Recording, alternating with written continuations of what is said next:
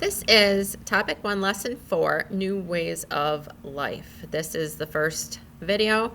We're going to go ahead and start with the lesson, the e-text.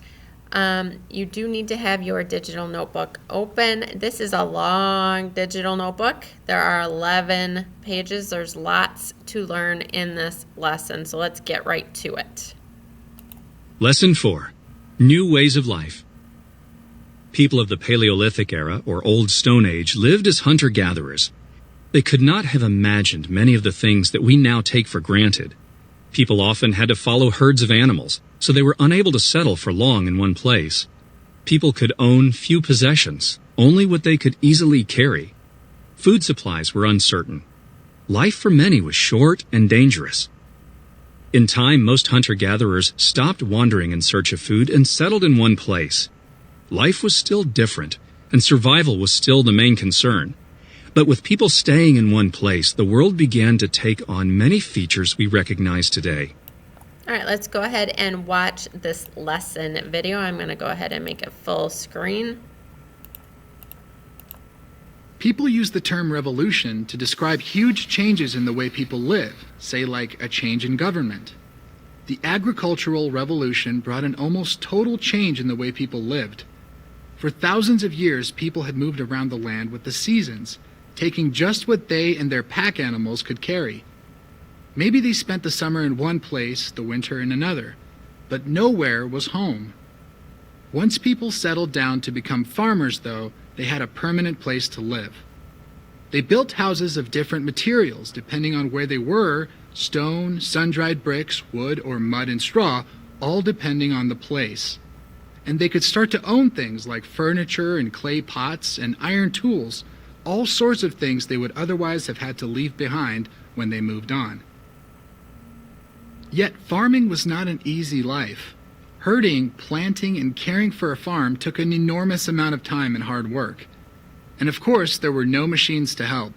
And results weren't always certain, since crops depend so much on the weather. Some days, all a farmer could do was hope for rain. Other days, he prayed that the rain would stop. Disease could attack both crops and farm animals, and sometimes bands of wandering nomads attacked farms to steal food. But farming also changed culture and society in important ways. Can you imagine why that happened? The biggest reason was an increased food supply. Some families were able to grow a surplus, more food than they needed. That meant that life was now more stable than being constantly on the move looking for food. Farmers could trade their surplus food for something else they needed, like a new cow or goat or some firewood. Farming even gave people new ways of dressing. Hunters on the move usually wore heavy, hot animal skins. Now, people learned to spin cotton and linen from plant fibers. Wool fibers came from sheep or goats or other farm animals. Some people became skilled weavers, making fine cloth. Over time, the agricultural revolution brought changes to all parts of society. Surplus food could help support a village and let the local population grow. It also meant that not everyone had to work at supplying food. That allowed a few people to learn trades and crafts. One person might become skilled at working with metal and making iron tools, while another made better clay bowls and pots. After a while, people could begin to trade both crafts and food with nearby villages. Trade became an important link between villages and brought different groups of people closer together.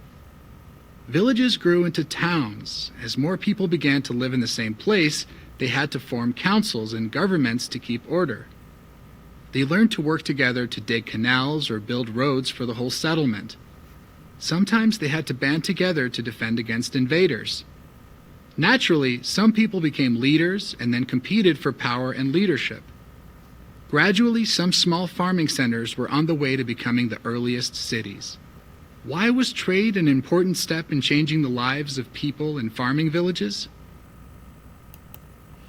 All right, let's look at our 3 vocab words. You've already defined these in your Frayer. Now you need to use that purple PowerPoint and copy and paste their definition into your digital notebook on page 1. Surplus means extra. Specialization means act of concentrating on a limited number of goods or activities.